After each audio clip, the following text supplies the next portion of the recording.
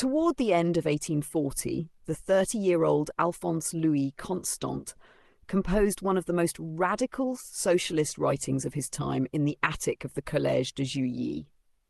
By this point, the young cleric had already undergone a turbulent and painful development. 4 years earlier, shortly before his ordination, he had been forced to leave the St. Sulpice Seminary as a deacon because of a love affair. After his mother took her own life because of her son's failure, he spent several years among a circle of young bohemians, a heterogeneous group of artists and socialists. His attempt to return to religious life failed. In July 1839, he entered the Dominican monastery at Solsmas, but conflicts soon forced him to leave, once again desperately searching for a new direction. The offer of a teaching position at Juilly, the glimmer of hope he had long awaited, would soon bring him to the lowest point of his life thus far. Henry de Bonnechose, the head of the collège, had not intended him to serve as a teacher, but as a maître d'études of the lowest rank, a court dog, chien de cour, as Constant bitterly described it. The unheated and poorly insulated attic, where he huddled in his thin, worn-out cassock and surrendered himself to his disheartening reflections, had served on the one hand as a prison for the pupils, and, on the other, as a kennel for court dogs like himself. In his opinion, Julie had once again revealed to him the true face of priests. His attempt to treat his corrupted pupils with love had been met with contempt. He had been harassed with severity and coldness, treated like a prisoner, and had his mail monitored. Open quote, "I could not help believing that, in all this, higher instructions were being followed, and I sensed everything I had to expect from the clergy." Close quote. It became increasingly clear to him that he would be denied any return to the bosom of the Church. In this desolate condition, he secretly wrote his notorious Bible, De la Liberté, Bible of Liberty. Open quote, "One can readily understand the cries of indignation with which the book is filled against a society whose moralists are so profoundly corrupt," close quote, he later maintained in his defense. The Bible appeared on February 13th, 1841, after an emissary of the Archbishop of Paris had unsuccessfully attempted to prevent Constant from publishing it by offering him financial support. Constant had the prelate informed that he was glad to have become a rebel and a heretic, and that he had no intention of selling his convictions. Although the Bible De la Liberté was seized only an hour after being printed, numerous copies were rescued and successfully circulated.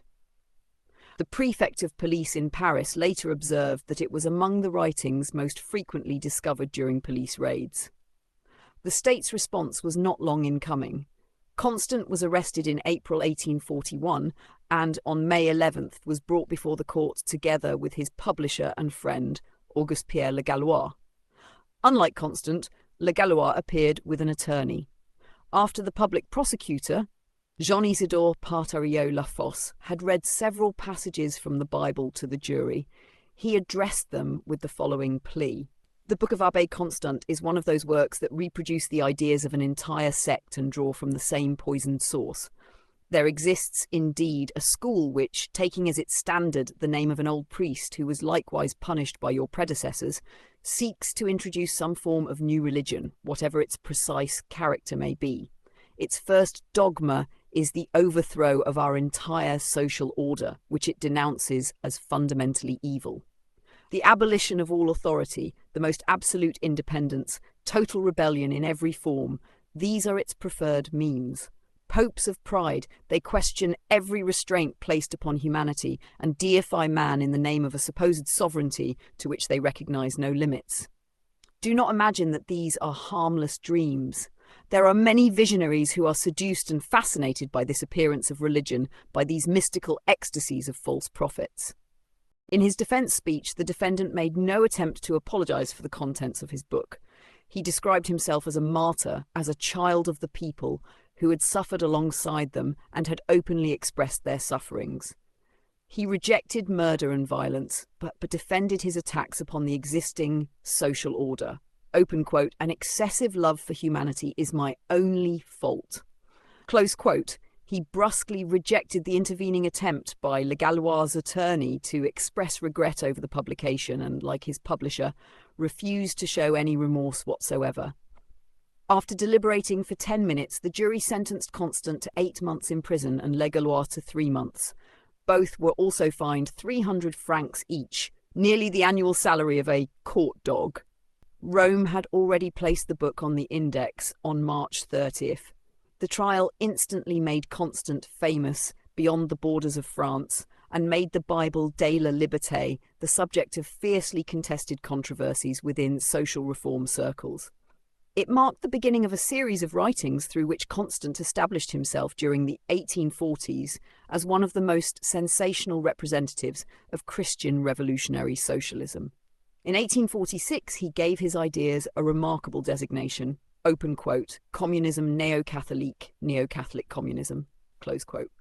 Constant's model, the old priest mentioned by Partario Lafosse, was Félicité Lamennais, 1782-1854, the founder of what was already being called Neo-Catholicism. This was not a closed or systematic doctrine, but rather a designation for various Catholic thinkers, lay people as well as clerics, who had gathered around Lamennais and achieved a certain degree of institutional organisation by founding several journals. During the first decades of the 19th century, these members of a younger generation of Catholics had lamented the often miserable standard of education in the seminaries and the resulting intellectual weakness of a Catholicism that consistently avoided confronting 18th century philosophy. The neo-Catholics attempted to create a decidedly progressive liberal Catholicism capable of facing the challenges of the age directly. After only a few years, however, the movement was violently crushed between the opposing fronts of the conservative Gallican bishops and the Roman Curia, which showed little enthusiasm for its ideas. While most of Lamennais' followers submitted to the judgment and continued their career in the church in more moderate forms, Lamennais himself broke spectacularly with the Holy See and became one of the most influential representatives of religious socialism. In 1834, in his Parole d'un croyant, Words of a Believer, one of the best-selling and most influential books of its time, he proclaimed a radical revolutionary Christianity. The ideas of the new Lamennais were largely responsible for generating a dynamic among French social reformers that increasingly brought socialist and Christian identities into conjunction with one another. Constant may be regarded as an outstanding example of this development, and he was perceived as such by his contemporaries. As public prosecutor Partario Lafosse correctly observed on May 11, 1841, by far the greatest influence upon Constant's Bible de la Liberté came from Lamennais. In Constant's person, the neo-Catholic and socialist actions for a new, true form of religion converged with the desire to establish a perfect social order founded upon it.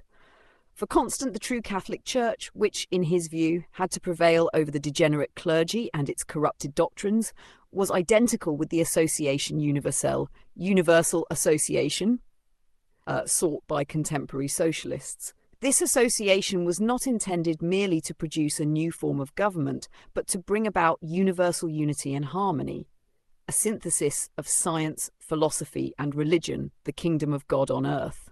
Ideas of this kind were commonplace among the socialist currents or schools of the period, particularly the Saint-Simonians, the Fourierists, the Icarian communists, surrounding Etienne Cabet, as well as numerous other individuals and groups. Constant's communism neo-Catholique thus arose within a religious socialist milieu that has generally received only marginal attention from scholars. From a contemporary perspective, the religious identities of French socialists under the July monarchy appear contradictory or even absurd. Their ideas are familiar to relatively few specialists. This becomes understandable against the background of the Marxist verdict that they were utopians, representatives of an immature, childlike socialism that reached its fulfillment only in scientific Marxism. The result was an enduring eclipse of those currents which, in France, had failed hopelessly following the February Revolution of 1848 and the fall of the Second Republic in 1851, and which sank into insignificance amid the restrictions of the Second Empire and the attacks of the followers of Pierre-Joseph Proudhon or Auguste Blanqui. The Russian October Revolution and the two world wars did the rest, consigning them largely to oblivion.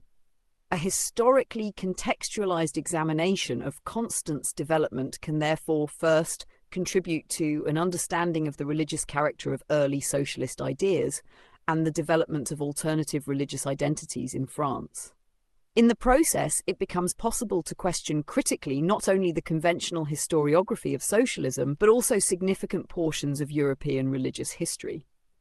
Second, it can be demonstrated that the religious ideas articulated by numerous socialists during the 1830s and 1840s continued to live on after 1851 within the thought of new religious movements.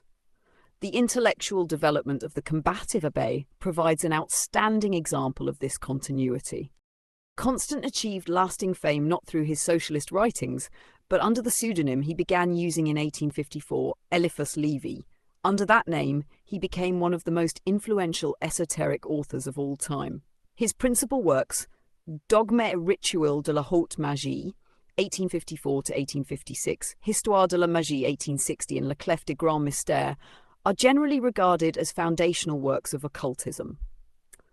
Until now, scholarship has generally treated the historical contexts of Constant, the socialist, and Eliphas Levi, the occultist, as separate from one another.